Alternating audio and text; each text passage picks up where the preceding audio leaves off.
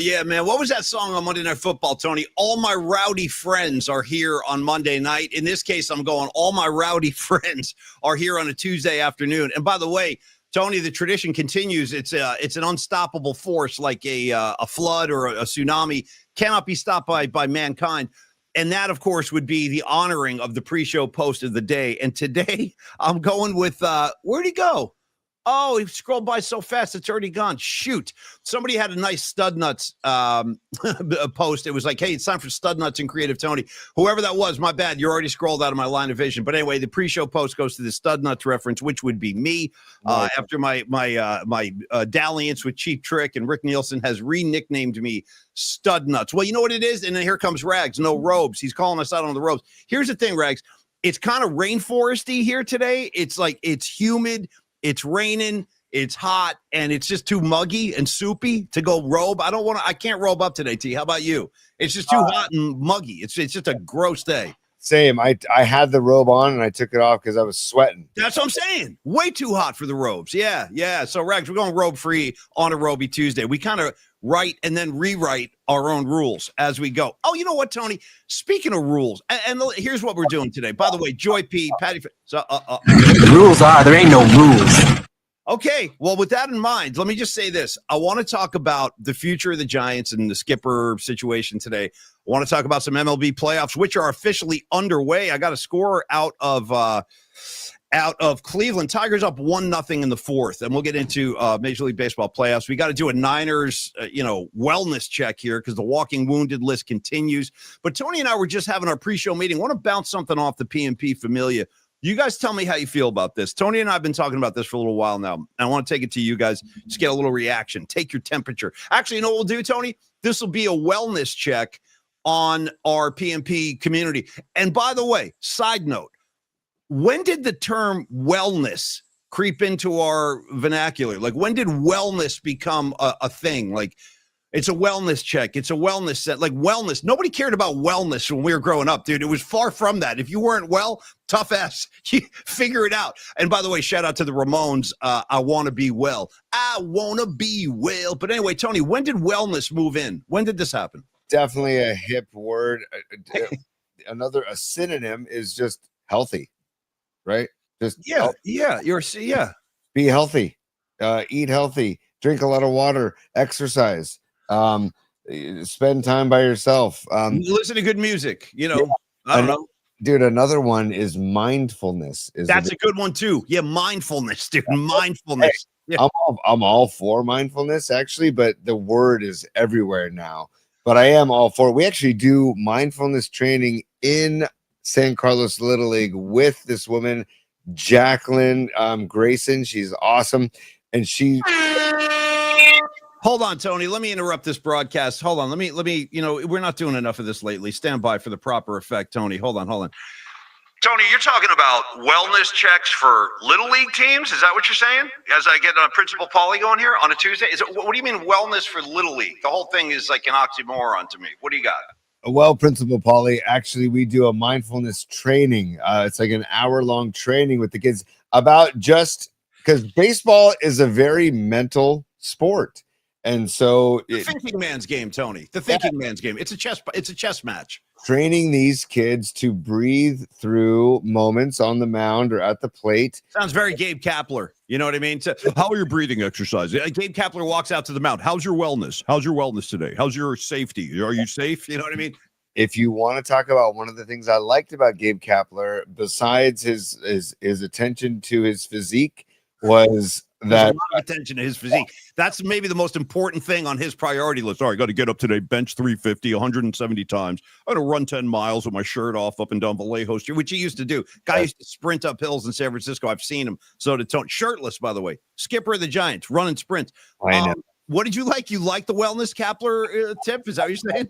I liked that he paid attention to the mental side of the game and the just there's a t-shirt I have that says strength isn't always physical, and it says mental health Giants mental health program. Well, I'd rather subscribe to the Giants mental health program as we honor Quiet Riot as often as possible. Kevin Dubrow, rest in peace. Tony, mental health versus mental health. What's your mental health? 10 times out of 10. Mental health will drive you mad, Paulie. Let's not forget, too, that in Footloose, when Kevin Bacon comes pulling into the high school parking lot with his VW Bug, he's blasting Bang Your Head by Quiet Riot, which never really fit in musically to the rest of that soundtrack, but it's in there. Just for, I know you're a big Footloose guy. I couldn't be a bigger Footloose guy. Honest to God. And when the first time I saw that, I was like, this is incredible. He's cruising into the gas station with not only driving a VW Bug that's beat up, but also cranking Quiet Riot. Shout out and just a hat tip to the producers of that movie. Whoever suggested that gets a big bonus in my book because it stands out. And go back and watch Footloose now. Not the remake. Don't even waste your time on the remake. Just go to the original. You got Christopher Penn. You got Laurie Singer. You have Sarah Jessica Parker. You've got Chris Penn driving a tractor. That's all I need personally. I'm sold right there. Kevin Bacon, and you got John Lithgow, dude. Lithgow scared me in that movie, dude, with his religious imagery, and he's yelling at people about dancing. The whole thing was crazy. And by the way, stop remaking classic 80s films, and I'll tell you why. It's a big waste of sorry, Paulie. When I see this in the chat, I have to just call attention to it. There are people in the chat that have not seen Footloose. Okay. Take it away. This is your segment to shine. Go ahead. Spread your wings, Tony. People, it's worth your time. It's less than 2 hours, and watching the metamorphosis of John Lithgow's character from the anti-dancing, anti-fun pastor of the town into acceptance. John Joseph's response to you: no way. You're saying watch Footloose? No way. I kind of feel you, JJ. Hey, Tony, I want to. What? You want to finish? I'm sorry. Finish your Footloose screed here. Go ahead. It gets such a bad rap. People like I've heard people say like, oh, it's like a, the bad phrase chick flick, or oh, it's like, no, it is not, man. It's got great high school. It's comedy. To me, it's a comedy. I mean, they're playing chicken with tractors, dude. How are you not laughing during that scene? And the music's going like all dramatic. It's insane. Dude, Tony, Bacon going down the stairway yelling, "Let's dance!" How about this, dude? How about the scene where he's all frustrated and he doesn't know what to do with himself? So, dude, he goes into some empty warehouse with a bottle of beer and a couple of smokes. And, dude, he starts drinking, smoking. Next thing you know, he's like swinging from the pipes. He's doing somersaults, dude. He's doing like an angry, like modern dance routine. Your boy, Kevin Bacon, just flying through the air, literally in that scene. Dude, that scene is a tremendous scene because it's all about him needing space and time for himself, Paulie. Well, but once again, back to wellness, back to the original point here. Bacon was trying to check boxes about his wellness. Now, here's the thing. I want to ask you guys a question before we get started today. And then I want to talk about Dr. Matt Young for a second because he has been on fire lately. So I want to talk Dr. Matt Young. And also, Tony, I want to let people know that T and I have been talking behind the scenes, and I want to just like kind of an instant reaction, just a quick informal poll here. How would the PMP community feel if we moved the show to a 12 noon start daily and we kept the night flight where it is? Because we're starting to feel like more people are able to join us if we start at noon.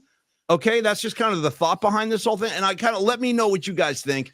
Just shoot us comments throughout the show and let us know. But we're talking about it. We think it might be a better move. See, John Joseph, no, with a bunch of O's. So, but this is why I'm asking. If you guys are down with that, would it be good for you? Would it be bad for you? We want to take care of our people, but we're also trying to position the show. See, look at this, Greensleeves. I work at noon. Tony, how do we handle this crisis? It's hard to satisfy everybody. It is. It's tough. It's tough to figure out the right place. It's impossible to please everybody. That's all I'm going to say. We're looking for consistency. We're looking for just a place to put the show where most people can join. We're looking for love in all the wrong places. Dude, we're looking for Mr. Goodbar, okay? Shout out Richard Gere in Looking for Mr. Goodbar. If that's one, if you haven't seen, go see it. Tony, we got a couple supers coming in. Let's talk to these guys real quick.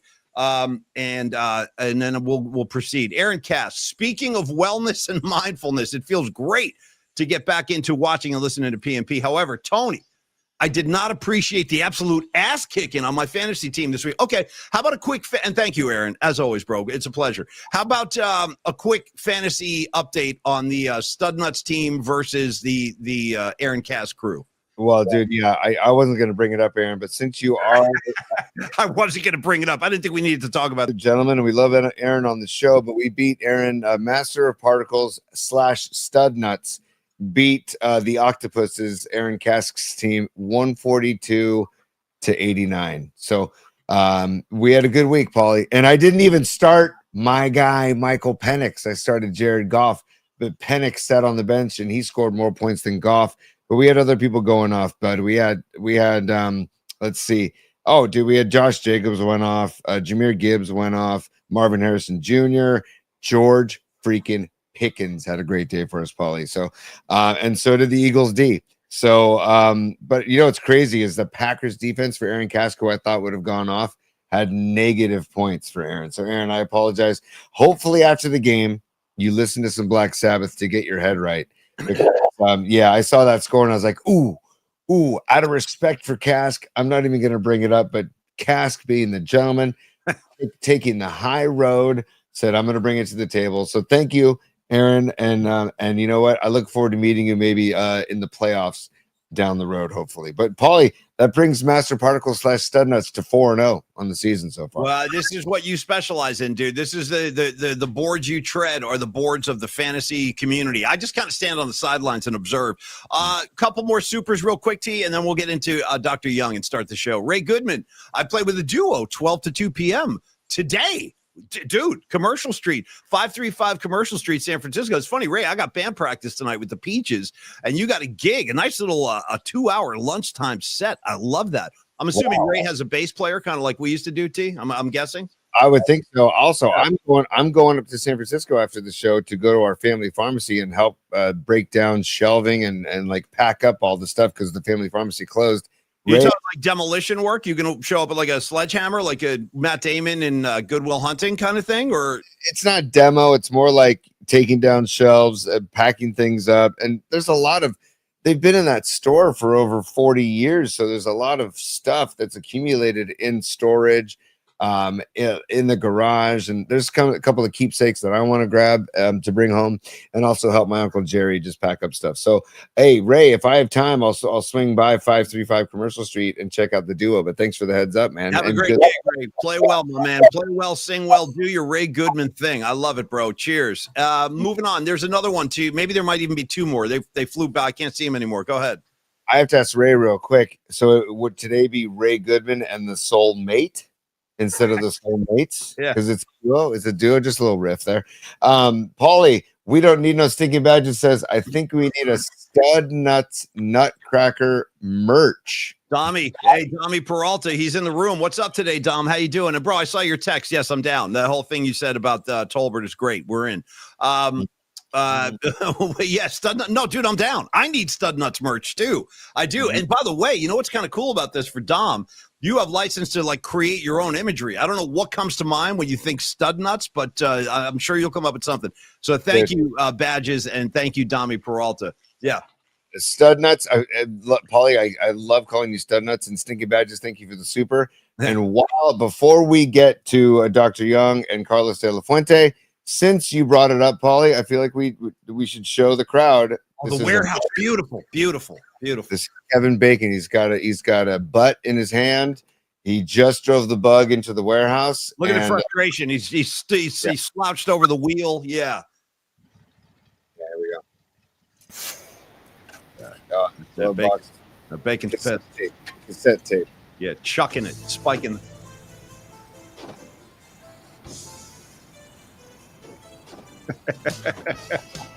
Can't contain him, Tony. He's got to do it. He's got to do his thing.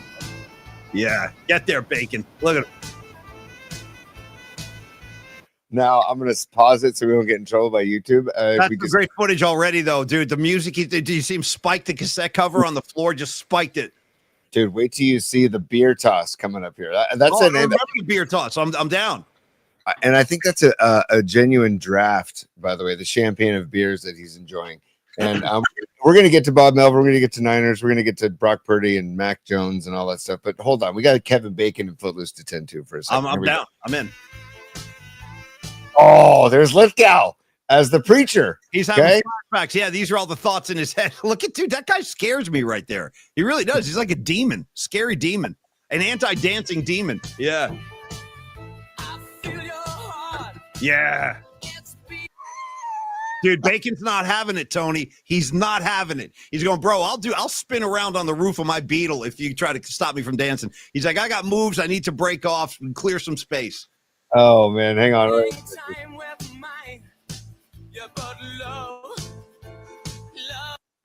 Yeah. Oh, yeah.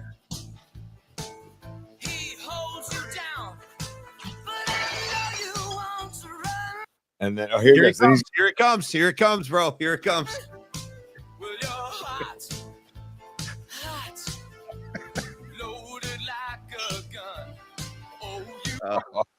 Oh, is that a joint? I don't remember this, dude. I think I do need to go back and watch this. I don't remember that at all.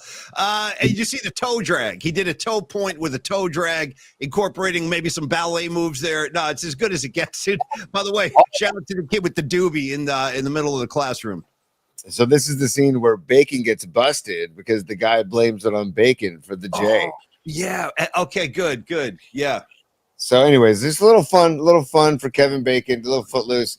If you haven't gotten it, get involved. That's all I'm going to say is just get involved. All right, I want to get involved. I want to get involved with Dr. Matt Young right now, one of our great sponsors. We love Dr. Matt Young. Creative Tony's been a busy patient lately with Dr. Young. And, dude, the Philips electric toothbrush, Dr. Young sent us some gear. Dude, that thing rules, man. I'm never giving up my Philips, dude. Have you gone into your Philips yet, Tony? What do you call it? It's not a vibrating toothbrush. What do you call that thing? Electric toothbrush, basically, and it thing rules. And it's the first one I've ever used. It's the first electric brush I've ever used, and I don't ever want to go back. Same. And once now electric, you don't go back. You know what I mean? Yeah. I have no clue. And once I told Dr. Young on a text, I'm like, I don't know why I waited this long. Right. And what are we doing? Well, we've been missing out for years. Yeah. It's like a mouth massage, dude. It's like that's great. Like, oh, by the way, speaking of the mouth, where's our lips? Oh, thank you, dude. Thank you. So, mouth massage, perfect terminology right there. So, Dr. Matt Young has all kind of dental tips like that. The best way to take care of your dental health. He can talk to you about it when you go into his office at 490 Post Street. Give him a call. 415-392-8611. Dr. Matt Young is a friend of mine, and I happen to know for a fact when you walk through his doors, he will treat you like a friend as well. And again, I've said this in the past. I kind of built the whole campaign on this about how uptight I used to be, how nervous I used to be, how unpleasant going to the dentist used to be. And then I met Dr. Matt Young, and all that stuff kind of melted away. Now, like Tony was saying last week, you kind of look forward to it, because he makes it a pretty decent experience for you, man. He's got all kinds of like relaxation techniques, whether it's providing you with headphones. He will give you the gas if you need that. And I don't want to make a joke out of that, because it is, it's used for anesthesia, but it's also used to calm people down like me. And then, of course, it takes care of the pain if it's a painful procedure. But Dr. Matt Young's been in practice for over 25 years. He offers all the comprehensive dental care you can imagine: fillings, cleanings, orthodontics, emergency care, implants, veneers, the entire team, Tony, like you talked about. Joyce was a woman you were hanging out with last week, the assistant, Joyce. Yeah, they're all super friendly. They're all super helpful. And Dr. Matt Young will make sure that you are relaxed and you get the best dental care available in the San Francisco Bay Area. He also accepts all the major insurance companies. You shouldn't have any problem when you come in with your insurance plan. And Tony, any other notes you want to catch us up on with your kind of procedural life with Dr. Young? Are you going, or have you kind of closed it down for a while now? I'm going in a few months for a checkup, but right. This sounds odd to say, but my mouth has never felt better. Honest to God, I've got the new crown that he took care of. He just did a filling. Flash them, Tony. Flash them at me. Yeah, dude, they do. They look a lot whiter. They really do. Yeah, I mean, I'm comparing them to the white teeth in the mouth that were. I see. In. But and then the whitening and the cleaning, but the cleaning, dude, was so thorough, and I learned so much from Dr. Young and Joyce about how to correctly clean your teeth. And I mean, in a way, it's like they're teaching you how to stay away from the dentist as much as possible and just do your I don't know, biannual cleanings or whatever. So I learned a lot about hygiene, and Joyce talked to me about the bad dudes. Get the bad dudes out of your mouth. It's bacteria that hides in your teeth, and it's actually bad for cardiovascularly. So you really want to floss. If you don't floss, start flossing. It's key. And when you floss, do the horseshoe flossing. Okay, wrap the floss around your teeth. Don't just go up and down. That was the big thing she taught me. So. Well, by the way, we got some comments coming in now, including Corinne saying she's calling it a sonic toothbrush. She's like, I can't believe it took you guys that long to get turned on to the sonic tooth. It did. It took me my whole life, but now I love that freaking thing. I really do. Anyway, Dr. Matt Young is a great, great guy, as you will see. Tony, you want to speak to that? Like, just the personality of a Dr. Young, dude. He's one of us. He's just a great guy. He supports the show, cool dude, and does outstanding work at his office. I root for the Buffalo Bills because of Dr. Young. He is a huge Bills fan. And I've always pulled for the Bills, but then watching America's team and watching just being reminded about the Bills' suffering of losing the 4 Super Bowls reminded me of what they've been through. And so if the Bills were to win it all this year, I'd be ecstatic for the Bills nation and for Dr. Young, because every time I go in there, we're talking football, we're talking youth sports, we're talking baseball, we're talking food, we're talking, like, he loves to just have a night. He wants to get to know you. He does. Yeah, he does. And he's just a chill vibe. He makes you feel so relaxed. So Dr. Young, thank you for everything. And honest to God, people, if you were looking for a new dentist, the Young Dental Group and Dr. Young is where you should go. Yeah, your search is over. If you've been looking, this is it. Your search, you found him. Trust me, let us do this for you. It's a favor that Tony and I can do for you. If you are looking for a new guy, this is your new guy right here, Dr. Matt Young. Totally. Email them info@youngdentalsf.com. That's info@youngdentalsf.com, or give them a call, 415-392-8611, 415-392-8611. And finally, Paulie, the perk that I'll mention every single time is that they're open till 7 p.m., 8 a.m. to 7 p.m. weekdays, 8 a.m. to 4 p.m. on Saturdays. That's a ridiculous window to give you to try and get to the dentist before work, after work, or on a Saturday. Have at it. They're there for you, Dr. Young and the Young Dental Group. Thanks, everybody. Thank you, Dr. Young. We love you, buddy. Hey, Tony, real quick, I got a new name I haven't seen on the board, and I immediately love this person. Don't know if it's a guy or a girl, but welcome to the PNP Familia. When the levee breaks, dude. That's the guy's handle. When the levee breaks. And anybody with a Zeppelin reference, very welcome here. And it's good to see you. Tony, I got some updates from Major League Baseball playoffs. Tigers, Guardians tied 1 apiece in the 5th. The Tigers got a run on the board in the 1st inning. Coming up, let's go through these real quick. Any rooting interest in that series, T? Tigers, Guardians? I go Tigers. I like Detroit. I went there a couple of years ago. I like the city. So I'm going Tigers, even though they had an unbelievably, I hate to use the word because it's overused, but in their case, it was an epic collapse. They had a 14-game lead, dude, and now they're playing a road game in the playoffs. But anyway, I'm rooting Detroit. How about you, T? Who do you like? I want a Detroit-Milwaukee World Series, and I want and I'm rooting for Detroit big time because of that swoon you talked about. Yeah, but I feel like they got it out of their system, maybe, and that they're going to catch fire again, because we know baseball is a roller coaster and things kind of ebb and flow. As Marty Lurie says, what does he call it? A mosaic. It's a mosaic. Yeah, they're playing baseball. I used to hear him say that. They're playing baseball. It's like, yeah, I know they're playing baseball, Marty. I can see that. Go ahead, T. What? And McGravy, Mark Graves, you're so on the money, dude. I was thinking the same thing the other day. Torkelson from Petaluma is on the Tigers. We got a Petaluma kid on the Tigers. Say no more. We should all be on the Tigers bandwagon. Go Detroit. Go Milwaukee. I love the ghost of Bob Uecker being involved in this in somehow, some way too. So I like the ghost of Robin Yount. You know what I'm saying? Give me some Robin Yount. Hey, by the way, when the levee breaks, follow-up comment, he says, or she, I'm not sure if guy or girl, this person says, solid walk-up choice, the song When the Levee Breaks, that we won't hear again. You're right. That was Mikey Yaz. And I love that he used to use When the Levee Breaks. Great walk-up song is right. Hey, Tony, on to the second game today. We got a 4-pack for you today. Padres at Cubs. This is going to be a good series, man. That's a first pitch at 12 noon today. We're almost there, actually, about a half hour away. Padres, Cubs. Tony, you rooting NL West or are you rooting Cubs? Who do you? No, I'm going Cubs, and I'm completely anti NL West. And usually I'll consider like, oh, root for the NL West because it's it's our division. F that. F the Padres, F the Dodgers. I want them both out in the first rounds. And wouldn't it be phenomenal, Paulie? And maybe this is, just me being totally petty. Come with it. No. I love this. I love petty Tony. I love angry Tony. I love abusive Tony. Again, this is what I respond to. Give me petty Tony. Give it to me.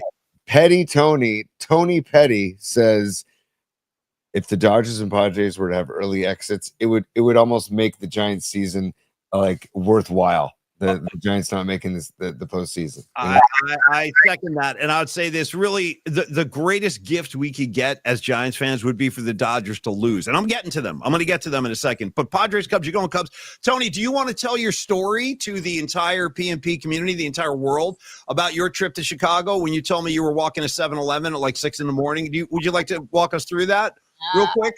Just a little show and tell. Is that okay? Maybe not. I don't know. It's up to you.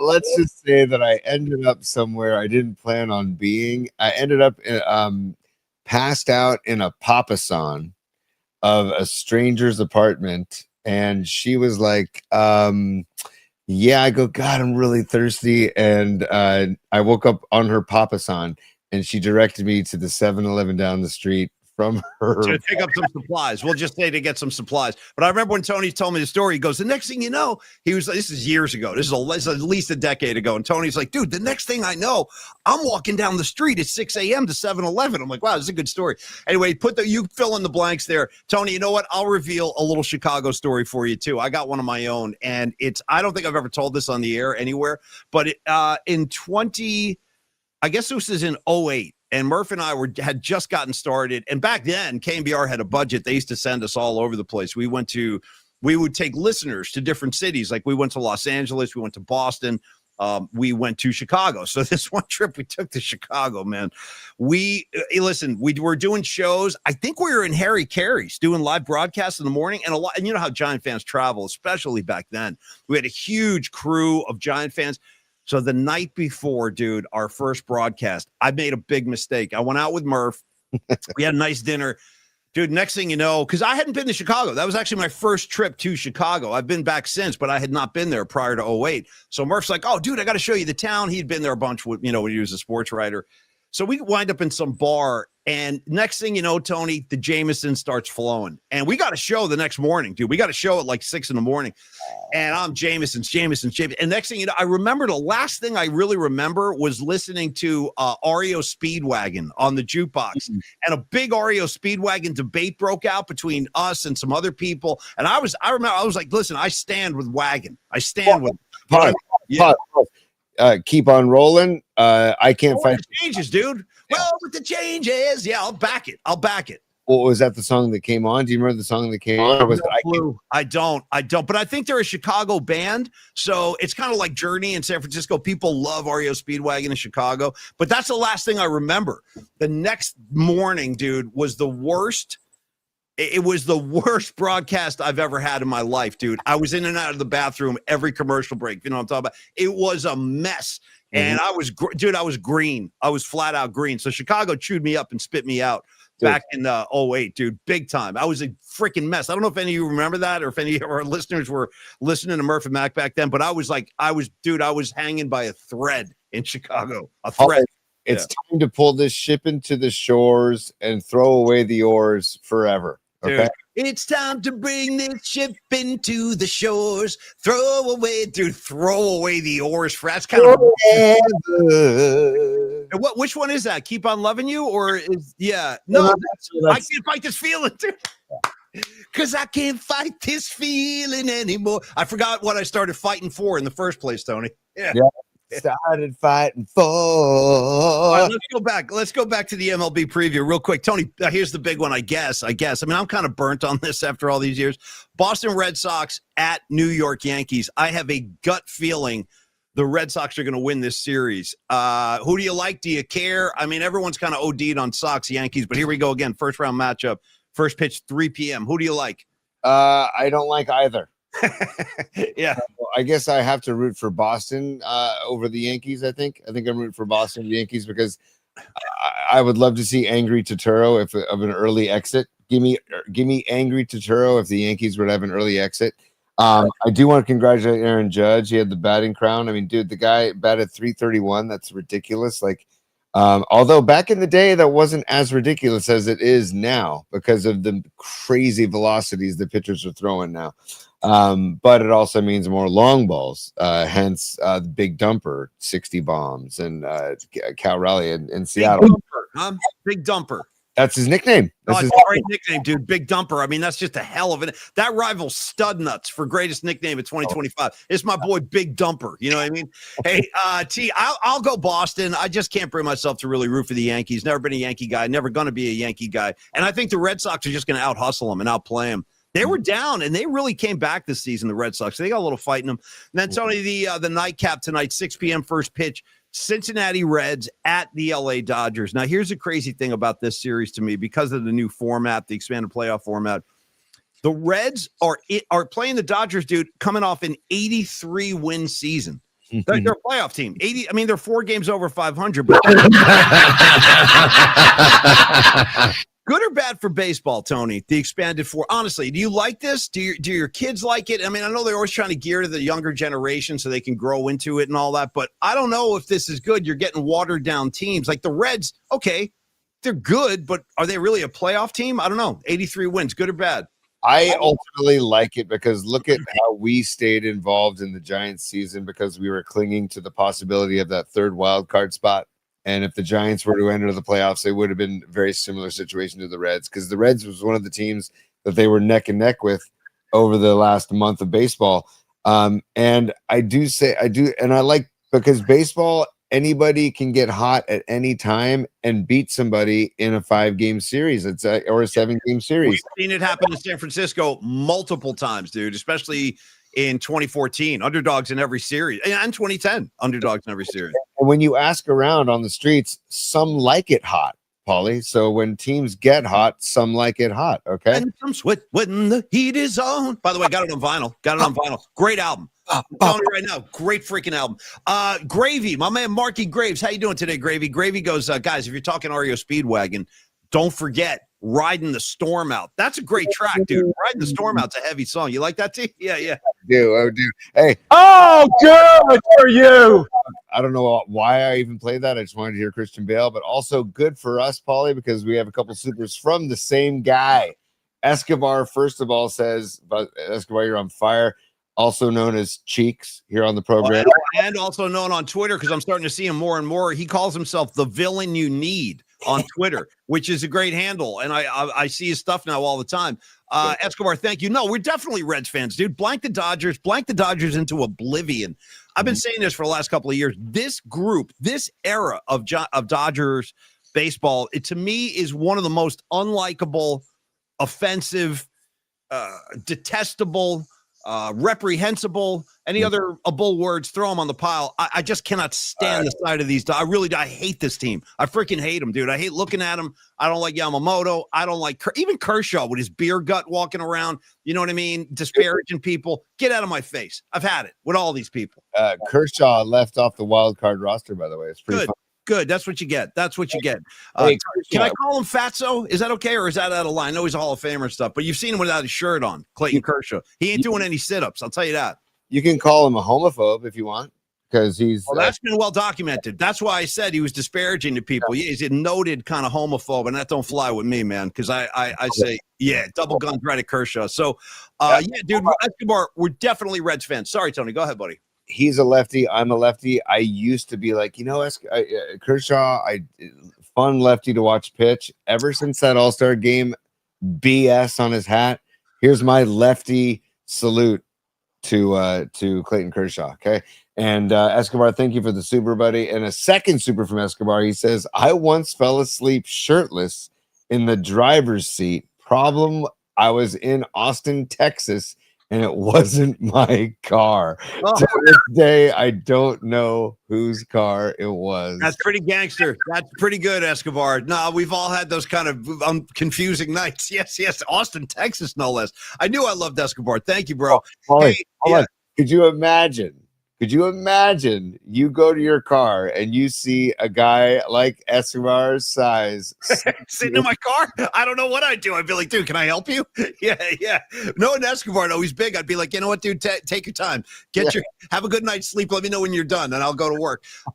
Tony, I got to say, one time, speaking of car incidents, RFK Stadium, 1993. Let me think about this. 625. 625 and 626.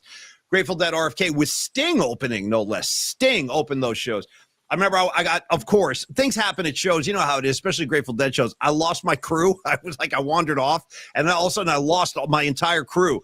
And we had driven down in my buddy's car from Jersey. And Rags, that was Kevin McCarthy, Gomer. Right? We drove down in his car. Lost him, spent the post-show, Tony, just wandering around RFK parking lots because I don't even remember where we were, and things were confusing, if you know what I'm saying. I'm like, I don't know where I'm going. I don't know where my friends are. Just wandering around, going through drum circles and stuff like that. Finally, I found my friend's car. No cell phones. This is 93. So I said, here's what I'll do. This is how my brain was working. I said, I'm just going to lay down on top of this kid's car and take a little nap. And I did. I slept on the hood of his car, kind of with my back on the windshield like that. You know what I mean? Like just kind of lean back like this, sleeping. Anyway, then they finally found me. But that was like, yeah, I hear you, dude. Things get confusing in the middle of the night, especially in Austin, Texas. All right, Tony, I want to ask you about what happened yesterday because it was such a heavy Niner day. We didn't really get into the Bob Melvin thing.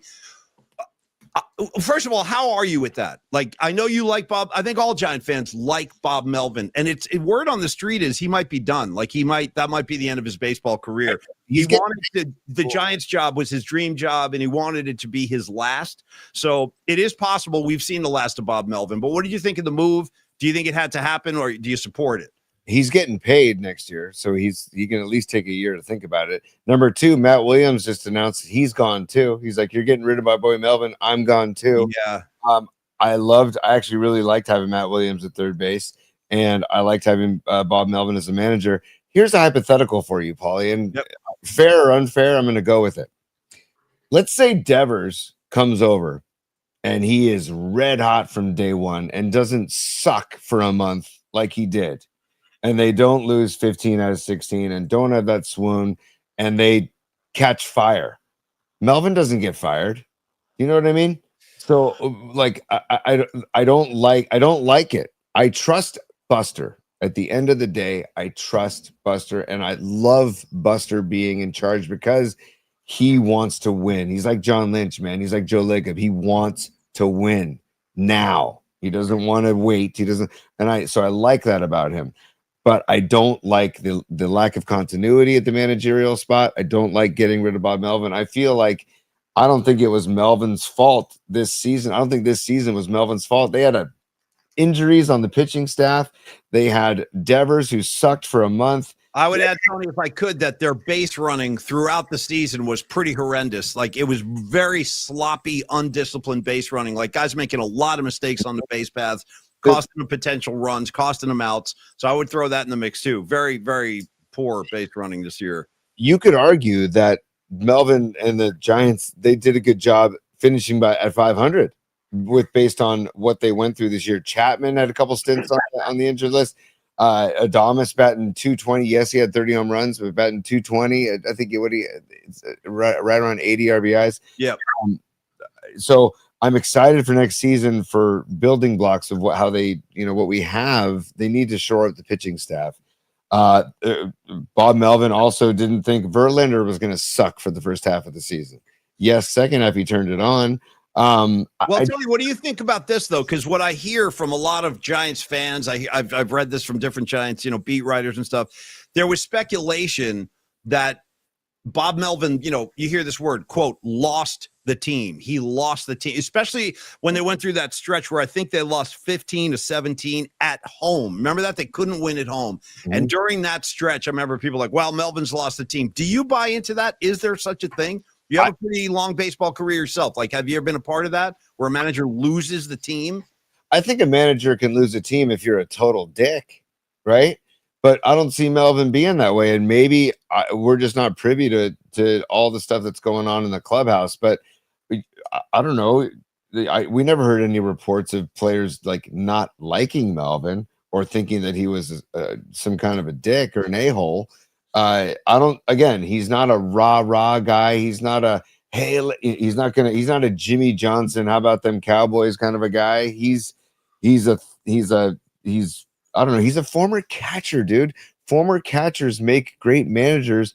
Former pitchers make good managers or coaches, because those are the people that are involved in deeply in every single pitch of a baseball game. So they're thinking about every single possible thing in the baseball game. You know, you're playing center field, or you're still in every pitch, but you're not deeply involved in every pitch the way a pitcher and a catcher are. I saw Robot Centaur's comment saying, 500 is mediocre. Yes, I agree it's mediocre, but I'm saying with all the injuries and with people playing subpar, I feel like getting to 500, dude, they brought Devers over, and I don't know about you guys, but I expected the Giants to kind of catch fire, and the opposite happened. Yeah, right. And Devers sucked. I mean, just call a spade a spade. He sucked, man. Like that was just, it was brutal to watch. No, it was rough. His first month or so was pretty dicey. Yeah. Adamas's first half of the season. Oh, ice cold, bro. Ice cold. I remember people were like, what the hell with this guy? But he finally found his swing and stuff. So I think, Tony, if you look back at the last few years, I mean, it's been the Giants like stability. And I like those kind of organizations in pro sports, like the Pittsburgh Steelers, dude. Look at that. They get like one coach every 30 years. You know what I mean? And I like that. I like stability in sports. There's not a lot of it, but the Giants have historically been one of the more stable teams. They don't like to make a lot of herky-jerky moves, fire a guy this year, fire a guy the next year. They like stability. So I think what happened was, this is my speculation, I think after Gabe Kapler and, Kai Correa and the computer geeks moved in and all that, I think after they got rid of Kapler, the Bob Melvin move to me kind of signified a return to like more old school baseball, letting the skipper use his gut, getting him on the rail, and just watching the game in front of him. Whereas I feel like with Kapler, all the decisions were based on data. All of them. Like a very, very few moments where Kapler would go with his gut. Most of it was like, well, the computer says this, so we got to make this move. We got to pinch hit for this guy because the data says blah, blah, blah. So I think that's what the Bob Melvin thing was. But if you look at the big picture, Tony, in the last 5 years, they fired Kapler, then they got rid of Farhan, now they're getting rid of Melvin. So this is a lot of in and out, dude. What I'm leading up to, Tony, is the next move Buster makes. I really think he has to deliver on this one, or the heat's going to be on him. Mm-hmm. Like if Buster doesn't land a punch with this next move, dude, I think you're going to start hearing some noise about Buster Posey. Is he the right guy? So it's a very, very important moment for the Giants as a franchise, in my mind. Hold on, Paulie. A couple things. First of all, Utah, give me two. Yeah. Couple things. I have no idea. I've heard the name Mark DeRosa be talked about as possible manager for the Giants. That's interesting. He's an Ivy League dude. He's got a big brain, Mark DeRosa. I mean, no, you don't like that. Okay, he was only a Giant for a very tiny, short amount of time. I'm indifferent about it. I don't know. I don't want Bochy. If Bochy were to come back in a consult, like help Buster with the next hire, I would love that. Put him on the payroll, put him on the as a consultant or in the front office. Sure. I don't want Bochy back in the dugout though. I feel like Bochy is like his best years are behind him. Right. And I love Bochy. But it's like Walsh's theory of, getting rid of a player a year too early than a year too late. I think his best years are behind him. And Devers, I saw the comments about Devers hitting 20 home runs as a Giant. Yes, he hit 20 home runs as a Giant. I don't have the data in front of me, but I would love to look it up. I would love to know how many of those home runs were solo shots in situations that didn't matter. Like he would come up with runners on base often and not come through. And so I need more clutch hitting from Devers next year. I need some of those home runs to come with two runners on, right? Give me a 3-run bomb. I'm excited about Devers next year, full season at Devers. I'm excited about Adames fully, and I hope Adames has a better start than he did this season. And I love Adames's vibe, and I love And I love that he won the Willie Mack Award. He totally deserves it, man. Everybody raves about that He's guy. got a good vibe. Yeah, he definitely permeates a lot of good energy. No doubt about that. Yeah. Hang on. We have a super here, Paulie. We got a bunch. We got a few supers. Yeah, let's get them up there. Eric Kask, how about hire Bochy for a year, maybe 2, but also hire his eventual replacement at the same time?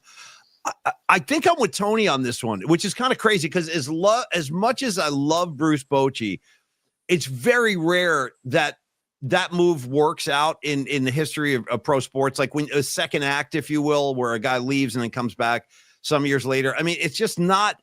It's a different time now. Bochy doesn't have that kind of personnel where he was great with those. Obviously, winning 3 World Series. I mean, he's going to the Hall of Fame. Bruce Bochy's going to the freaking Hall of Fame.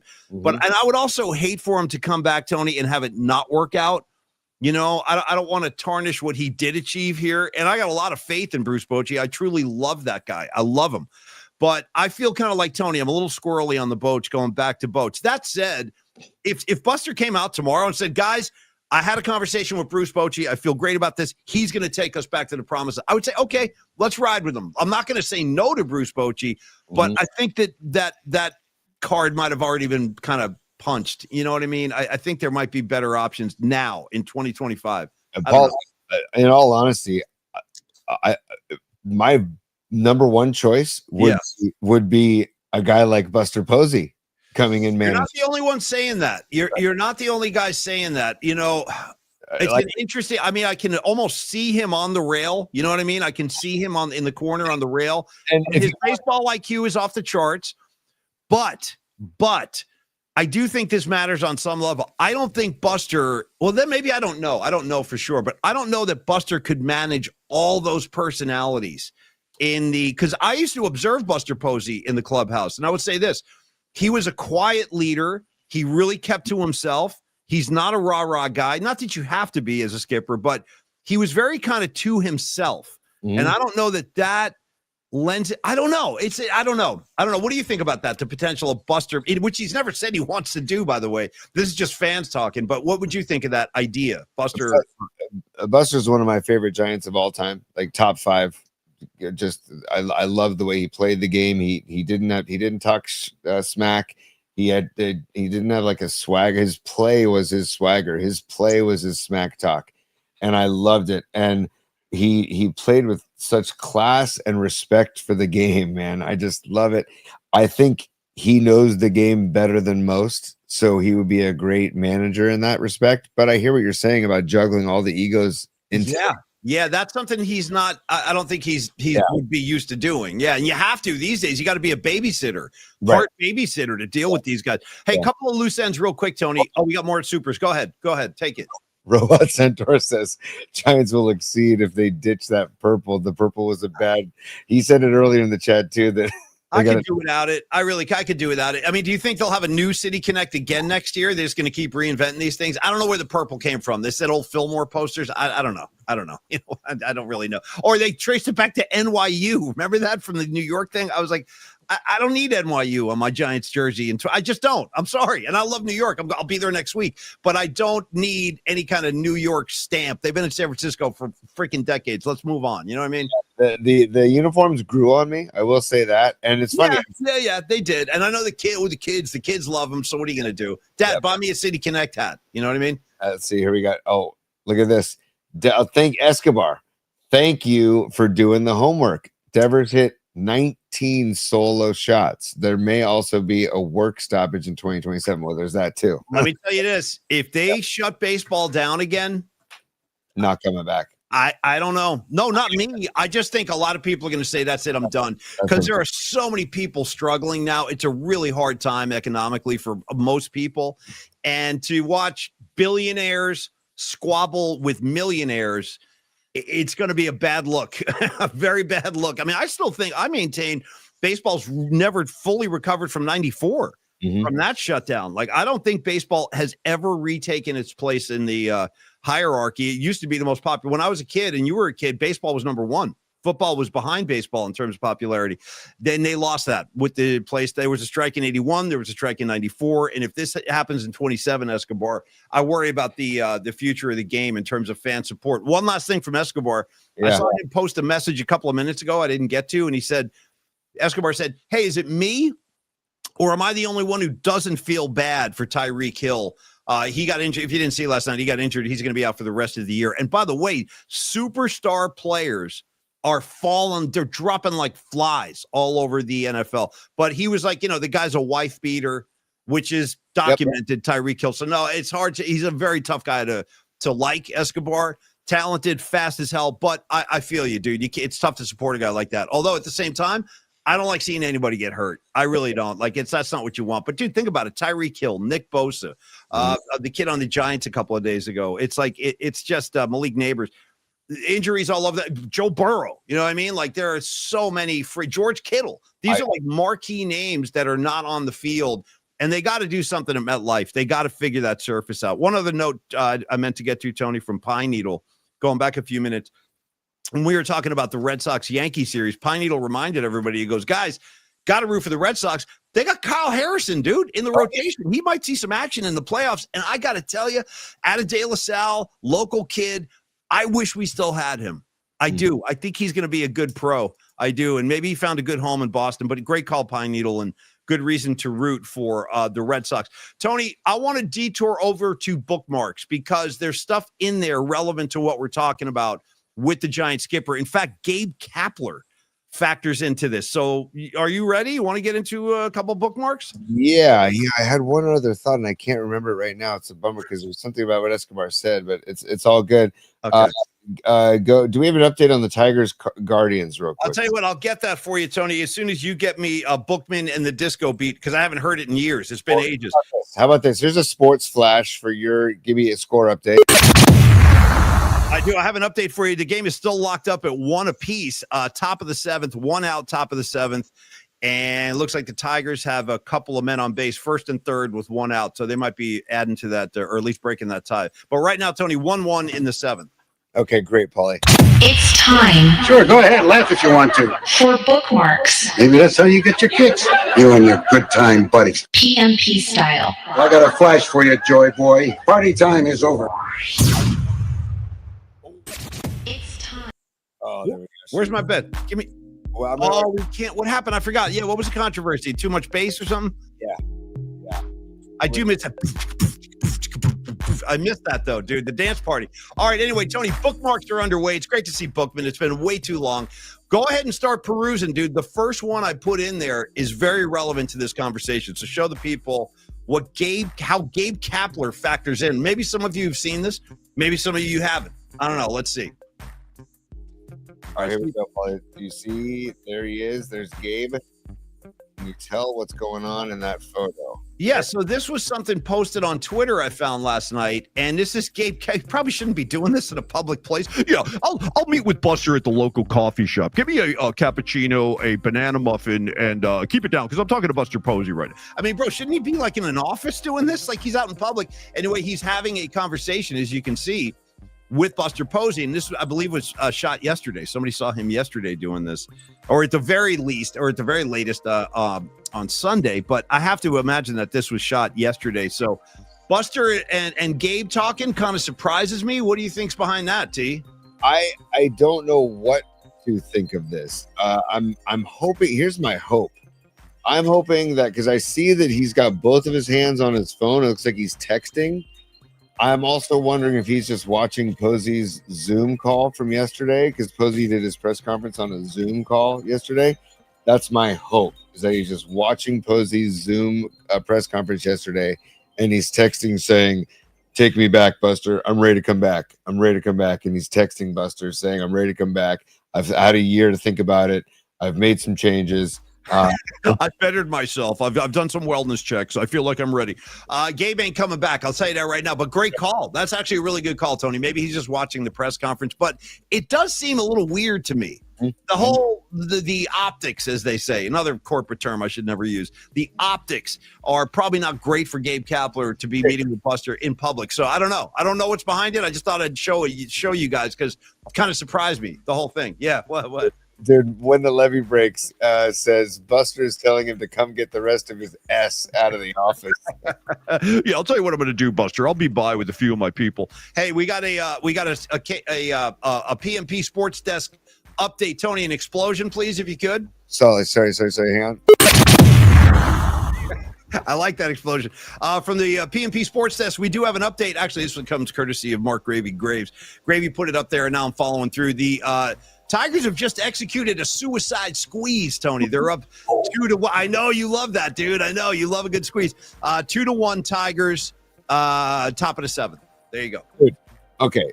Can we just talk about that for a second, Paulie? Yeah. Then that just reiterates how much I want the Tigers to get to the Fall Classic because of a suicide squeeze.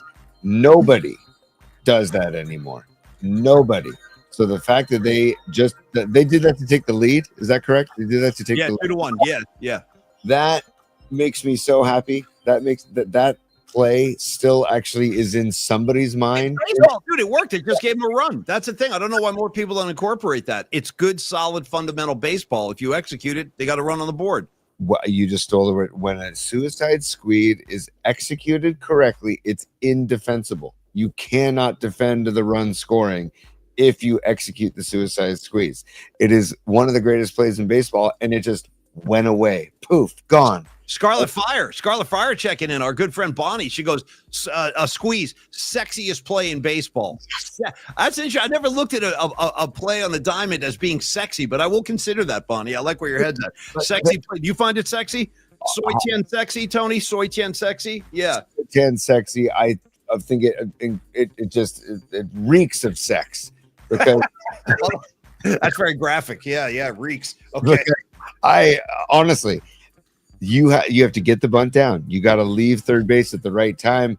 You don't want to leave too early to where the pitcher can alter his pitch, but you want to leave at the right time to where you can score without play being made at home. It's so great, Paulie. Patty from Napa coming in with more sexy observations. I guess she's saying when the batter assumes the bunt position with the butt out, like you got to get your ass out a little bit. You know what I mean? You're in a kind of a crouch squat like that. Hey, I never considered baseball in that lens, but the ladies have spoken. You know what I mean? The ladies of PNP have risen and spoken. All right, Tony, a couple more bookmarks, and then I want to do give some love to Los D, who I had a great conversation with yesterday, Carlos De La Fuente, and a couple of Niner notes before we wrap today too, but a couple more bookmarks while we're in there, T. Yeah, I'm just talking to Buster. Buster, hire me back. You need me, you want me, you can't live without me. You know my number, use it. Yeah, totally, dude. And this is Miyoko yesterday. He just posted this, and I put this in bookmarks just to remind everybody that if the Niners had practice yesterday, which they didn't, this would have been the players that allowed to practice. Purdy, Pearsall, Jennings, Watkins, Gross Matos, CJ West, Robert Beal. All would have been out of practice yesterday. And, dude, we can get to Niners in a second, Paulie. We can finish bookmarks and get to Niners in a second. But there's a lot to worry about here, Paulie. There's a lot to worry about here with Niner football. Oh, dude, I told you I was concerned yesterday. I'm very worried. We got a game Thursday night, Rams, Niners, and Tony, those injuries. And by the way, Juwan Jennings with the ribs now. Mm-hmm. Why are the Niners always the most injured team in the NFL? Honestly, why? So somebody give me an answer. What the hell already? In fact, where's Groden when I need him? I need a what the hell. What the hell? What the hell? Why are the Niners always constantly injured, Tony? Go ahead. Floor is yours. I think Tom Brady needs to leave the booth. I think he needs to leave his executive. Which booth? You talking about the Raiders coaching booth or the broadcast booth, Tony? He occupies both. I'm talking about both. I'm speaking. Okay. He's gonna have to take off that white Raider jacket that he keeps wearing. The white Raider jacket. The all-encompassing booth. He needs to leave the all-encompassing booth. He needs to leave the executive position with the Raiders, and he needs to open up a pliability clinic where it's all stretching, just stretching all the time, and turn your muscles into rubber bands. Everybody is wound so tight, things are snapping, things are breaking. So things be snapping. Dude, yeah. Shout out to the Rubber Band Jam, because the rubber band starts to jam. Down, bang, bang. A little 70s R&B soul for you right there. Also, do you know the song by Stretching Your Rubber Band by the Meters? Keep on stretching your rubber band. Nice. Nice. Hey, I want to say one last thing about Tom Brady before we move on to the next bookmark, this Logan Webb thing, is that how it's just another move that makes no sense in the land of the Raiders, the once proud Oakland Raiders. Tony, think about the Raiders for a second. Mm-hmm. biggest things that the Raider Nation still complains about, and they have a right to be pissed, is the whole Tuck rule incident, right? Charles Woodson, the sack, Brady. Dude, imagine like your sworn enemy coming in as an owner, and now he's sitting up in the booth making – it would be like if Brett Favre suddenly bought a piece of the Niners and started sitting up in the booth making play calling suggestions and stuff like that. I would lose it. So I feel bad. The Raider fans, it's just one – it's just one incident after another, one, disrespectful move after another. I can't imagine Raider fans are happy that Tom Brady now reps them. And so far, Tom, where are the results? You know what I mean? They got to get, I'm telling you, Geno Smith ain't the answer, dude. They got to find something else. Look at his numbers last week. They were horrendous. Sorry, you can go back to Logan Webb. I went on too long there. We'll get to Logan Webb in a second, but I see a theory being posted on the chat, and I want to say that because we talk about particles in the atmosphere, we talk about energy in the atmosphere. There, Robot Centaur, John Joseph, some other people saying the injuries ever since they moved to Santa Clara, the injuries have increased. And is there something to just that whole thing about leaving San Francisco and going down to Santa Clara? Who knows? Well, I know that once they went to Santa Clara, we've had injuries, and we've also had, count them, 2 Super Bowl losses. Well, I think the first one, they were still a candlestick, right? The Harbaugh, the Baltimore Niner loss. Now, there's 3 of them, Tony. Count them. 1, 2, 3 Super Bowl losses. 3. But 2 of them. I can't. Every time I think about that, I lose my freaking mind. And all 3 of those games were winnable games. Still bothers me. Always will. 100%, Paulie. So moving on to bookmarks, we got to just tip our cap and, give love to Logan Webb. Again, dude, 3.22 ERA, 224 Ks, 206 and a 2/3 innings pitched. The dude had another very good year. And, dude, he completes his 3rd straight 200 inning season and the NL strikeout leader, dude. I mean, that is just badass. He's a workhorse, man. He's like a real giant, Logan Webb. Like, he gets it. He gets the culture. He gets the history. Like, he always says the right thing. He's kind of the leader of the team in my mind. He really is. He's like the key guy. Mm-hmm. And, the only unfortunate thing here is that 11 loss mark on his 1-loss record is it shouldn't be that high. How many times did he get Matt Cain this year? 6, 7? I mean, there were nights he would pitch 7 innings of 1-run ball and lose and lose the game.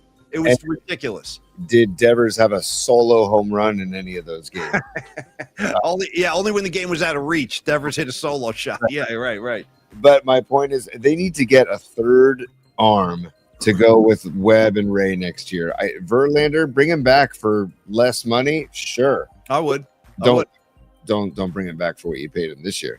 What was 18 million? I think it was. But get a 3rd arm, pay for a 3rd arm, and you have 3 studs, 3 horses as your 1, 2, 3. Because Robbie Ray ran out of gas this year, but I really like what I saw from Robbie Ray, and I love his bulldog mentality and I'm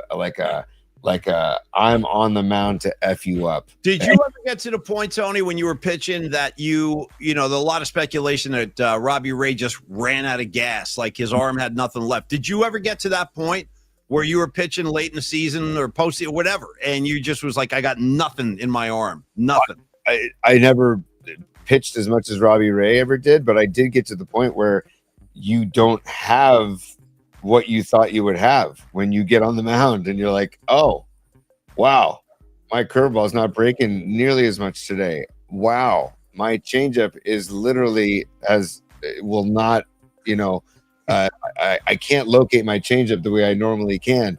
And I never threw hard, but there were certain days where, I threw low 80s, right? But there were certain days where the low 80s turned into high 70s. You know what I mean? And that's not good either. So no. I can't relate to the being a workhorse in MLB, and but I can relate to not having your stuff. And Robbie Ray, I'll take him any day on the Giants staff. I loved having him on the Giants staff. Can we get one last look at the pants before we kind of move along from Giants baseball? One final look at the ass of Robbie Ray, the ass, the quads, the calves. It's all here. There's nothing left of the imagination. He's essentially wearing spandex on the. Yeah, look at the bro. I mean, again, and I want to remind everybody, there's a woman out there somewhere who has a Twitter handle. Her name is Robbie Ray's Pants. She's so obsessed with his pants. And she lives in Seattle. And I know this because I reached out to her. I tried to get her on the show. She wouldn't do it. She was like, I don't want to go on camera. But anyway, we're not the only ones that notice, I guess is my point. And there it is. One last time. Say farewell to the cheeks of Robbie Ray until next spring.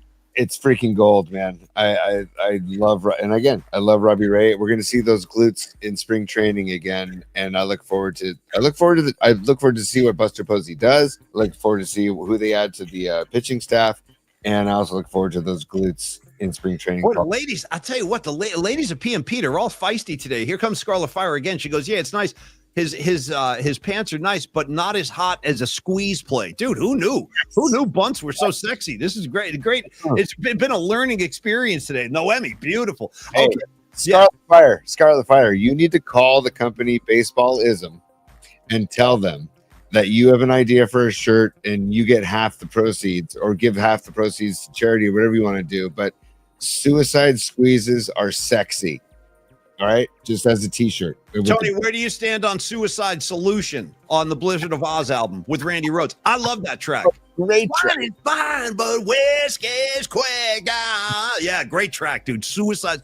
Do you know what that song's about? For real? People tried to get Ozzy. Oh, you're trying to tell people to kill. No, he wrote that song about Bon Scott, his buddy that from AC/DC, who died from alcohol overdose, I guess, essentially. So, but anyway, I'll back Suicide Solution. How about you, T? Dude, same. And I'll also back Suicidal Tendencies. So we'll do both right there, because Suicidal Tendencies, their first album was the hardest, punkiest. It was my exposure into punk music, into punk rock. Nice. Yeah, come on in, dude. We got room for everybody in the punk scene. Everybody. Although I'm an old man now, I'm not going up to the front anymore. I just stand in the back and watch the band like a gentleman. You know what I mean? I'm not looking to get an elbow to the grill. Not at my age. Dude, institutionalized. I Saw Your Mommy. It's quite an album. That's all I got to say. Mike Muir. By the way, Mike Muir, who was on site for the Metallica run at Levi's, Suicidal Tendencies opened one of those shows. So I love that they're still gigging, and I love that like their music is still like standing up, still. Like a lot of rock stars, I'm starting to learn. Mike Muir is another one of those guys who I think has a crush on Vicky, my friend with Metallica. Like, I'm learning this. All the rock stars, they love Vicky. Dami Peralta, he goes, guys, don't forget, Worldwide Suicide. Little Pearl Jam for you. Little Worldwide Suicide. Yeah, man, throw that on the pile. And then here comes John. Go ahead, and I got supers to get to. So if you want, were you going to go to the super, Paulie, or? Yeah. I was going to say John Joseph is a super, but go ahead, whatever you got, you take over. Let's go first of all to the Sweet Mad Hatter. He says, Tim Flannery for our new skipper. I like his vibe. Sweet Mad Hatter, we like your vibe, dude. Hope everything's well in Eugene, Oregon. I like that picture of his dog too, just chilling on the floor. That's a good looking dog right there, all fluffy. I love Flan too. I'll finish your thought first, Tony, and then I'll talk to that one. No, I'm saying Sweet Mad Hatter. I love the super, and we love Tim Flannery. Probably we should get him on the show. I'm gonna try to get Flan on this month because he has a gig in Half Moon Bay. Yeah. Regardless of whether or not it's sold out, I still want to get Flan on, so I will. I'll reach out to him in a week or two. I love the idea, Sweet Mad Hatter, but I don't think he would want to do it. I think he's kind of done with his. You know what I mean? I think he's done with baseball, from all I can gather. And I get it, dude. Walking away from the game after 3 World Series titles with one of his boys, Bruce Bochy. I mean, Boch and Flan, you know the story. They go way back together. And the fact that they were able to achieve that, I think Flan walked away from the game like pretty satisfied. I don't think he would want to come back for that. I honestly, because, he's had some health problems too. Yeah. We almost lost Flan, dude. He had that staph infection. It was bad. Go ahead. No. I was just going to say, so I think considering that, like his health, he's an active musician now. I don't think he'd walk back into that pressure cooker where that stress could take him out at this point. So I don't see it, but I like the idea. I like the concept, but I don't think it would happen. Same. And also October 25th at OPL, Old Princeton Landing, is where Flannery and the Lunatic Fringe will be gigging. Great outdoor venue behind the bar. I think the gig will probably be outside, I'm guessing. I saw the Mother Hips play there last year after our annual horseshoe tournament. great outdoor venue, great indoor venue too. But October 25th is the gig, so we have some time to get him on the show, Paulie. Dude. Yeah, and Mark Wiseman just coming in quoting tendencies. When I went to your schools, I went to your learning facilities. Dude, he knows. Yeah, he knows. No, Mom, I'm okay. I'm just sitting here, man.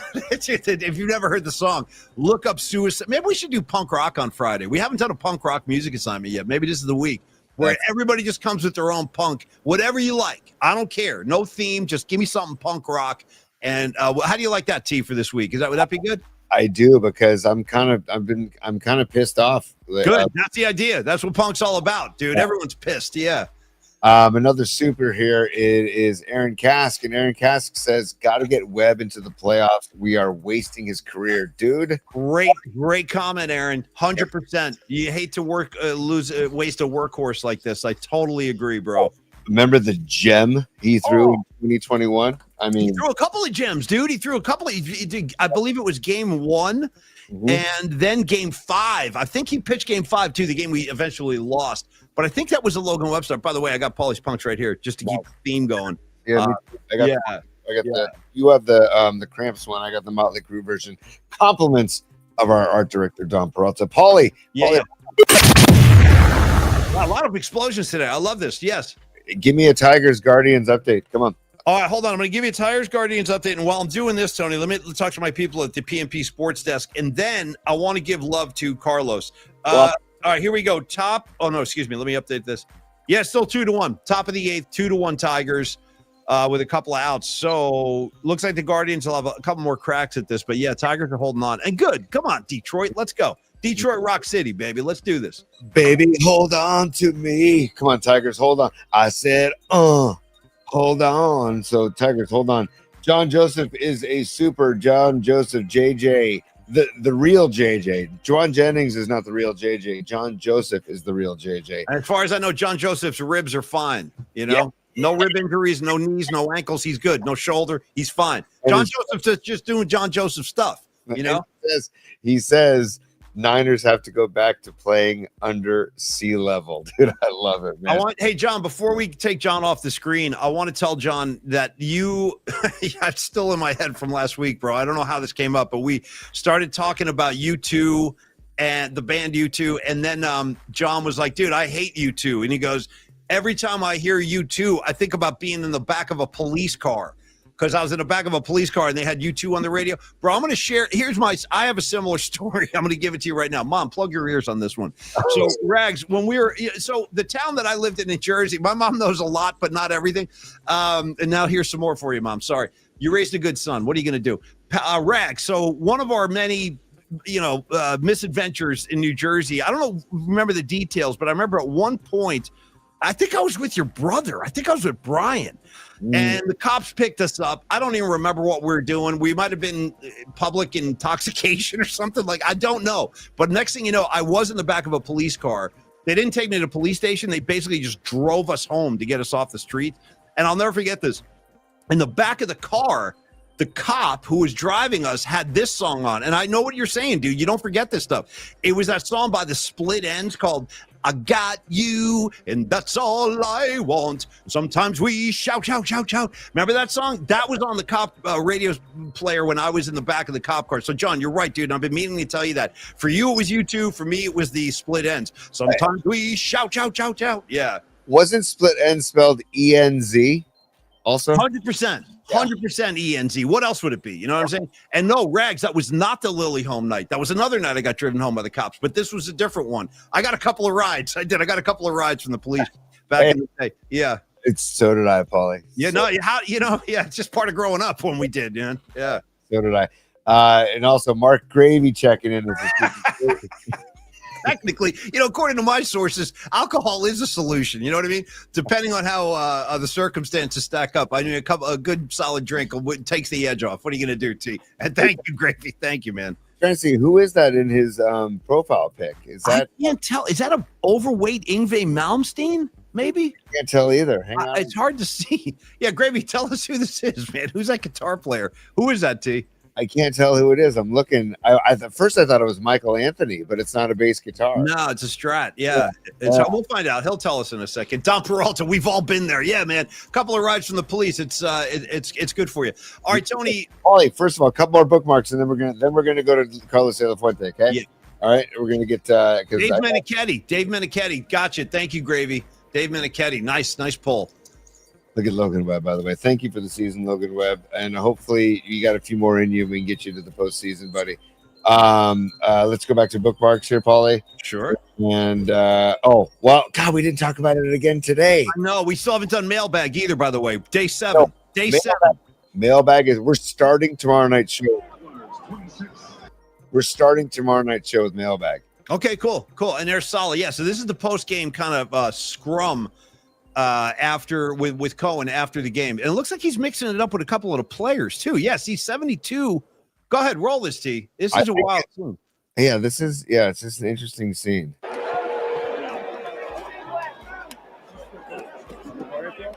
So far we're all friendly. We're hugging guys. Yeah, we turn the volume down. We don't need the volume. It seems friendly at first with all the players. And then here we go.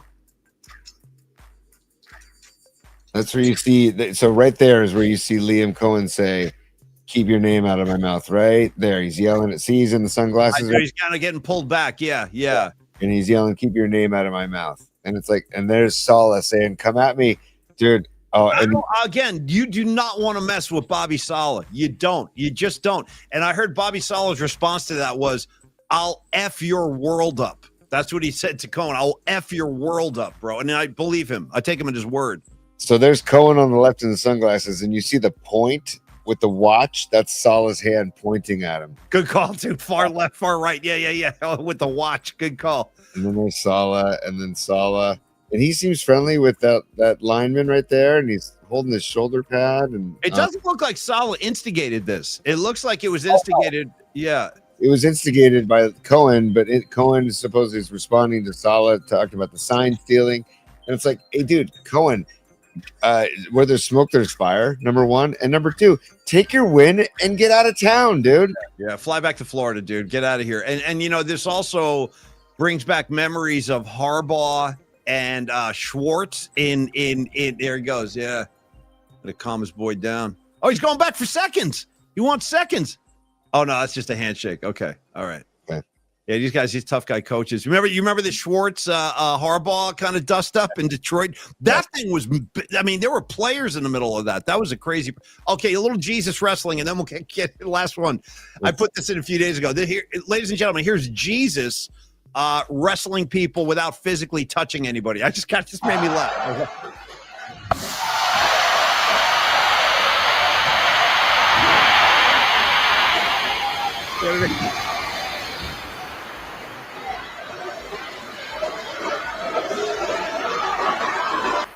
I guess on a Roby Tuesday, it's rather apropos. Do you have any thoughts on this? Jesus in the wrestling ring, Tony? Your thoughts?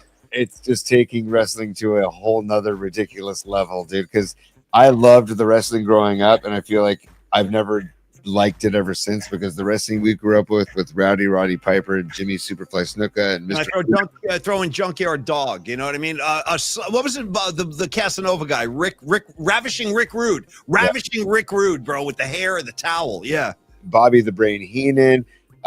We had you said Junkyard Dog, George the Animal Steel. Is that another one too? Yeah. The Animal Steel. And Randy Macho Man Savage, like Hulk Hogan, of course.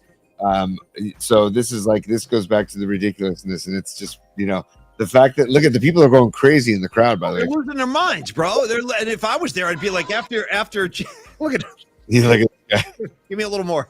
Yeah, hang on, here we go. I don't know, something about this hit me the right way.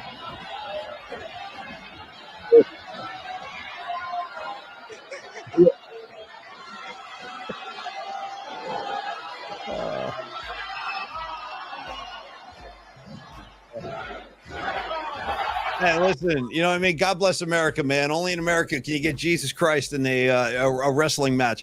I love it. And by the way, I don't remember who it was, but somebody said, this is the content I didn't even know I needed. 100%. All right. Hey, Low Steve's talking Rick Rude and the Cow Palace. Great time to talk about Low Steve. And then we're going to wrap the show. Flex funding. You know, I talked to Carlos yesterday about the work that he does, about our show. We just had a friendly conversation. And let me start on that point. Carlos, Los D, our boy, very easy guy to talk to. And I do understand that when it comes to financial matters, your money, your future can be intimidating. And it can be intimidating when you are not armed with a lot of knowledge or information that somebody like Carlos, a professional, is. So that's why you go to a guy like Carlos. Of course, we don't know the roadmaps. Of course, we don't know those routes. We don't know about mortgages and how to refinance or how to do a reverse or how to get a HELOC loan. Well, you talk to Carlos about it, and he'll walk you through it in language that's easy to understand. I want to emphasize this, too, because the PMP community is spread out so far now that whether it's Arkansas Dave, whether it's P1 Chuck in South Carolina, whether it's Doug in Japan, we got people all over the place. Winks in Los Angeles. Los D is licensed in California, so he can help you regardless of where you are. You don't have to be Bay Area specific. He'll get on a Zoom call with you, have a conversation that way, or just a phone call, whatever you want to do. But reach out to, and if it's about a private money loan, he can walk you through that. If you are thinking about kind of not overhauling, but kind of reinventing your mortgage, he can talk to you about that too. Any financial money matter issue, Carlos is the guy to talk to. And I'm so happy to have him in our corner. 26 years of experience doing what he does. Carlos, as a guy, just tell you about the guy behind the business. San Francisco native, loves his Niners, loves his Giants, loves his Warriors. So a lot to talk about there. The other thing, he's honest. He's freaking, you've seen The Wolf of Wall Street. I mean, seriously, these guys, a lot of these guys in that game, dude, they'll take whatever they can get from you with no regard for you, the client. Not the case with Carlos. In fact, this is the thing I love to brag about. Carlos won't let you make an ill-advised move that's going to benefit him, but not you. He won't do that. He's not going to let that happen. He will never also kind of hit you with any kind of hidden fees. There are no appraisal fees, no fees attached when you're dealing with Carlos in a HELOC loan. Nothing of the sort. And he can usually wrap it up within 8 days, too. So he works quickly, Tony. He works thoroughly. He's licensed in the entire state. So regardless of where you are, call Carlos and go to work with him for your financial betterment and your financial future. Carlos at myflexnow.com. If you want to shoot an email, Tony, or you can call him 925-250-4894. And last thing about Carlos on a personal note, I've noticed he has a pattern here. Every time he talks about Shanahan, he calls him Little Shanny. So he's tough love all the way with the San Francisco 49ers. And I got to tell you, Losty, I'm worried about Thursday, man. I'm a little worried. Tony, go ahead. Your thoughts on Carlos, and we're going to say goodbye. Go have some lunch. I just love what I hear from people that have talked to Carlos. Obviously, I know my experience with Carlos, but I love to hear from people like my dear friend Pete Hoffman, who said Los has been amazing working with our unique situation. And months ago, Los told him, it's not that this is a tough time right now. Let's revisit this in a few months. Now they're talking again. Corinne from our own PMP Familia as well is talking to Carlos. I think Robot Centaur said he's reaching out to him. My buddy Pete Cruz just reached out to Los. They all report back to me saying how wonderful the experience is with Carlos, right, and how he explains everything to them and how he guides them. And he basically tells them how he wants to create a win-win situation for all involved. So it's just, we love Los and we trust Los, and you should too. And it's let's give the information out real quick, but for the audio version as well. 925-250-4894, 925-250-4894 to give Los a call, or you can email Los. He'd much rather talk to you on the phone or in person, but you can email him to set up a phone call or to set up a meet and greet. Carlos at myflexnow.com. And trust me, talk to him on the phone or go meet him in person, because that's where the bread is buttered. That's where you get the full Los, right? Yeah, you get the full Los treatment, and also you get yourself protected and kind of cared for by one of the best financial guys we know. So to go to work with Carlos, enjoy the benefits, get yourself into a better financial reality, and thank you, Carlos. Thank you for supporting the show. And by the way, thank you, Don Peralta, as well. I love being inside the calculator. I really do. I love this whole look. I think we should do a whole show like this at some point, just in the calculator. You know what I mean? Running equations, running numbers. Hey, last thing, I want to update people. We from tomorrow on, it's going to be a pretty busy week. We have guests all over the place. We have tomorrow night, buddy of Tony and mine. We've had him on our podcast in the past when we were over at KNBR. His name is Bo Blanchard. He's one of the guys who runs the Mill Valley Film Festival, which is starting later this week. There's a documentary, in fact, about Metallica at the film festival. Actually, it's more about their fan base, which I'm starting to compare to the Grateful Dead fan base in terms of the way they travel. Tony, when we saw Metallica at Levi's, dude, there were people literally from all over the world at those shows, literally, like Spain, Brazil, France. So this film, one of the films at the Mill Valley Film Fest, is about the Metallica fan base. Then on Thursday, you know him, you love him, you can't live without him. His name is Rod Brooks. He will be joining us. He'll give us a really heavy Niner update before the kick on Thursday night. So we'll talk to Rod on Thursday. And then Friday, you can't live without her. You don't want to live without her. The one and only Kate Scott returns to the program because she is about to make NFL history, being the first female broadcaster to run play-by-play on it. Is that a Thursday night matchup she's doing? The Steelers game? She already did it. She did it last Sunday. It was this past weekend? Okay. She was in Ireland, and she did it in Ireland, Steelers, Vikings. So that's when I texted her. I said, we would love to hear about your trip and hear not just about the broadcast, but about going to Ireland. Yeah, I didn't realize it was the Ireland game. That's awesome. But yeah, she'll have grace to Kate. I mean, I love Kate. I really do. I love the girl. So Kate Scott on Friday, Rod Brooks on Thursday, and Bo Blanchard talking Mill Valley Film Fest. Oh, and of course, I'll be giving away some Freestone Pizzas tickets as well. I'll start doing that tomorrow night. If you're free Saturday, come on out and support the Freestone Peaches. That's me, and that's all my friends. We'll be doing Allman Brothers music at Sweetwater this Saturday night. Tony, your final thoughts real quick. Well, Paulie, first of all, I want to tell everybody we're going to start the show with the mailbag tomorrow night on the night flight. The night flight will begin with the mailbag. So check in early and often. And like Steve Groschel just sent in great pictures from last night's Slices for Sami party at Longbridge Pizza. He also had dinner with Will Clark over the weekend. So I got pictures of that, and I've got a mailbag full of stuff that people have sent us for the last, over a week. So we want to get to that. I also want to send good vibes to Juwan Jennings' ribs. I want to send good vibes to Ricky Pearsall's knee. I want to send good vibes to Brock Purdy's toe. I want to send good vibes to Mac Jones's knee. What else? Brandon Ayuk's rehab is what else, Paulie? Don't leave out George Kittle. He's hurt too. You know what I mean? Yeah. Dude, I saw Malik Mustafa most likely coming back week 6. That's great news. Yeah. So, the injuries have piled up. Dude, we don't even know. I'd be willing to bet Brock Purdy does not play. I wouldn't be surprised. I would, but the problem with that is Mac Jones's knee is a problem as well. He's far from 100%. So you're right. I have a feeling Brock might not go, but if they put Mac out there, I'm worried about either scenario, to be honest with you. We'll see. Where is CJ Beathard? Or if you look at his name, it looks like it says beat hard. So CJ beat hard. I actually really like that kid. I know he was, he had a great game against Green Bay. I remember that. He had a Monday night game against the Green Bay Packers. He played his ass off. CJ Beathard. We like to call him Beathard because one of our old listeners said that. I really think CJ Beathard is the guy. We cut that. It was so funny. All right, Tony, thank you, everybody. We love you, Stevie B, Phil Dawson, Dami Peralta, John Joseph, Patty, Niner Red Zone. Welcome aboard. When the levee breaks, great to see some new faces. Niner Red Zone, Pine Needle, Miguel, Sweet Mad Hatter, Robot Centaur. It goes on and on. We love all you guys. Tony, Little Diamond David Lee Roth. I'm starving. I got to go eat something. I got some new roast beef downstairs. I got to go annihilate it. I really do. I'm starving. Yeah, let's go.